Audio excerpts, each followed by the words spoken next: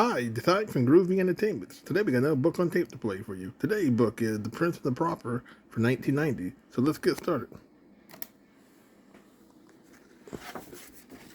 This is the story of The Prince and the Pauper. You can read along with me in your book. You will know it is time to turn the page when you hear the chimes ring like this. Let's begin now. For many years, England was ruled by a wise and good king. The people flourished and were happy, but by and by, the good king became ill. The captain of the guards, a ruthless and greedy man, seized this chance to fatten his pockets. In the king's name, I demand that you turn over your money and food. It seemed that no one could save the peasants from Captain Pete and his ruthless henchmen. The king did have one young son, but the sheltered prince knew little of the world beyond the secure castle. Each day, under the guidance of the royal tutor, he followed a strictly enforced schedule of lessons. Sire, please pay attention.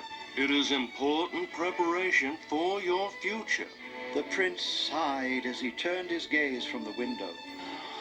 How I envy the freedom of those playing outside.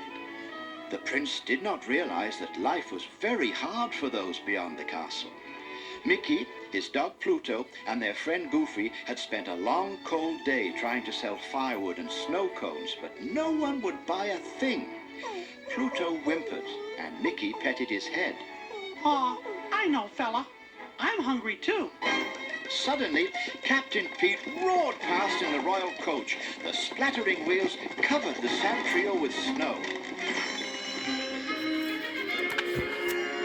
Angrily, Pluto chased the coach down the street, and Mickey ran after him. No! The royal coach disappeared through the main gate of the king's castle with Pluto right behind it. Before Mickey could catch him, the gate slammed shut. He was locked out, and Pluto was locked in. Summoning all his courage, Mickey knocked on the door. The gatekeeper growled. Who goes there and what do you want? Mickey tried to keep from shaking. Oh, gosh, I just want to get my dog back. He ran in before I could catch him.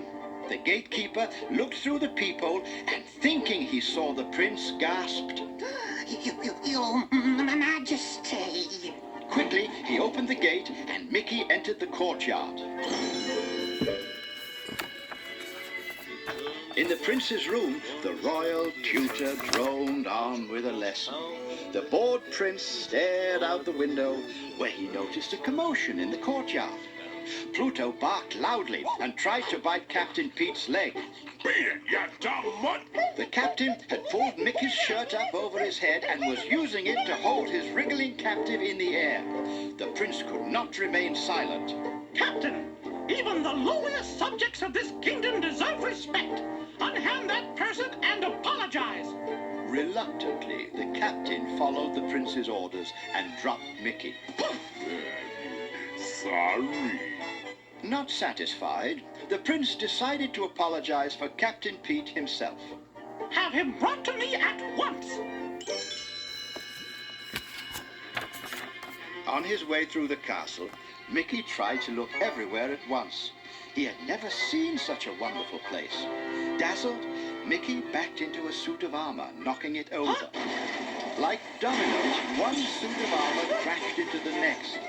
As they tumbled down the hall, pieces flew everywhere, and a helmet tumbled down over Mickey's head. Hearing the racket, the prince bolted from his room. Another flying helmet promptly plopped down on his head too. The prince stumbled down the hall and collided with Mickey. Face to face, they slowly pulled the helmets off. It was as though they were looking into a mirror. Mickey chuckled nervously. Gosh, you look just like me. Surprised, the prince asked, Who are you? Oh, the name's Mickey, your Royal Highness.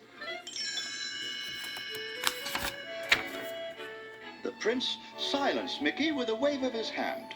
Well, Mickey, I must thank you for saving my life. Mickey was puzzled. Saving your life? The prince sighed. I was about to die of boredom. Every day, nothing but lessons and banquets.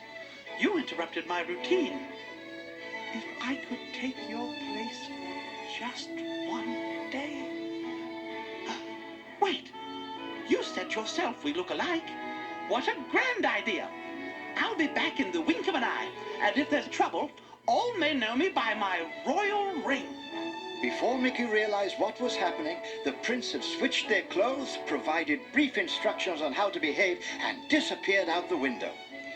Once outside the castle, it wasn't long before the prince bumped into Goofy. Hey, Mickey!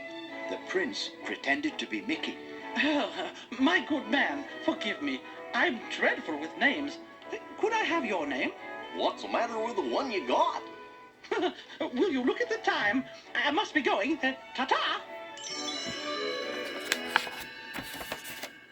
The disguised prince explored the kingdom as a pauper. Late in the day, he spotted the royal provisioners' wagon. He watched as the weasel guards tried to steal the last bit of food from a poor family. The prince was outraged. As your royal prince, I command you to unhand that hen. The weasel guards just laughed at him. Enraged, the prince leapt in front of the royal provisioners' wagon and showed the driver his royal ring. I command you to surrender your entire inventory. The commotion attracted a crowd of peasants, including Goofy. The prince jumped up onto the wagon and began to hand out food. Take this in the name of the king, good sir. Goofy was worried. Gosh, Mickey, have you flipped your wig? You're gonna get in trouble. Just then, the weasel guards charged the prince. Goofy leapt into the wagon and startled the horses. The wagon careened wildly and crashed into a wall, sending the prince, Goofy, and the guards flying in all directions. As Goofy and the prince escaped, Captain Pete arrived on the scene. The driver explained. They had the royal ring. Captain Pete rubbed his chin.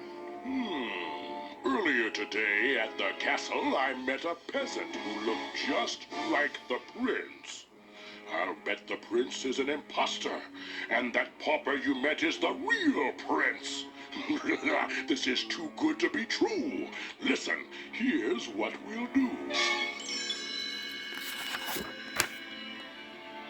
Things were looking even better for Captain Pete than he knew, for the king was growing weaker.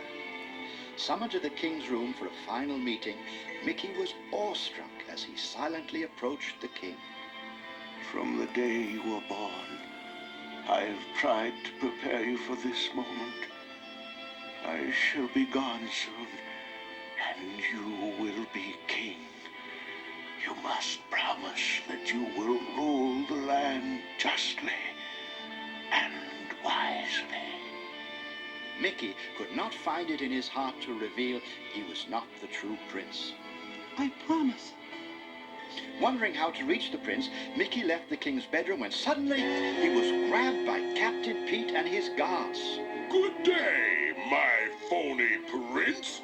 Now that our dearly departed king is out of my way, you're gonna do every little thing I say. Because if you don't... With an evil grin, the captain pointed to two guards holding... Pluto! Captain Pete sneered. Get the picture? Meanwhile, a wiser prince returned with Goofy to his humble abode. The night silence was broken by the sound of bells. From the window, the prince called to a passing small boat on the canal. What's happened? The king is dead. The prince turned to Goofy. It's up to me now to right the wrongs I've seen. Come, we must return to the palace at once. Or visit the dungeon, my prince. Goofy and the prince turned to see Captain Pete and his weasel guard standing in the doorway. The prince tried to escape, but the weasel's spears pinned him to the floor. Goofy grabbed a broom to defend his friend. As he charged, the guards hurled more spears. Goofy ducked, but a lone spear snagged his pants and lifted him out of the window and into the dark night. The prince was dragged back to the castle and tossed into the dungeon. A shadow fell into the cell. It was the executioner. Slowly he approached, lifted his axe, and knocked out the guard. Just sit tight, little buddy. I'll have you out of there in a jiffy. It was Goofy in disguise. As Goofy and the prince made their escape, not far away, the archbishop was about to crown Mickey as the new king. Mickey felt helpless. Then suddenly, he had an idea. Look, I'm the prince, right? And whatever I order must be done, right? Well then, the captain of the guards is an insolent scoundrel. Guards, seize him! The guards surrounded Captain Pete. The desperate captain shouted, He's an imposter! a voice called out from above. But I'm not captain! From a ledge high above the crowd, the real prince swung through the air, snatched a sword from a surprise guard, and confronted Pete. The evil captain bowed low, then pulled the rug from beneath the prince's feet, knocking him down. Swords clashed as the battle for the kingdom began. The prince fought valiantly, but Captain Pete was powerful. Just as it seemed the kingdom would be lost, Goofy barreled into a guard and knocked an axe into the air. The axe cut the rope holding a chandelier, which fell on the villainous Captain Pete. Pete no longer posed a threat to Mickey, Pluto, the prince, or anyone in the kingdom. Joyously, Mickey raced to the prince's side. Boy, am I glad to see you! The prince embraced Mickey. Ah, but what a time I've had. And so the rightful prince was crowned. The young king set forth to right the wrongs in his kingdom with the help of his new friends, Goofy, now captain of the guards, and Mickey, the new royal provisioner.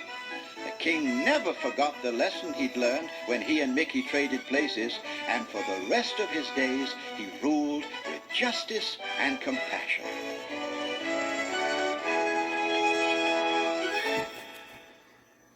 That was the end of the story. If you would like to hear it again, just turn the tape over. So that was The Prince and the Pauper for 1990. So if you like, subscribe, share, and comment, and have a groovy day. And our next book will be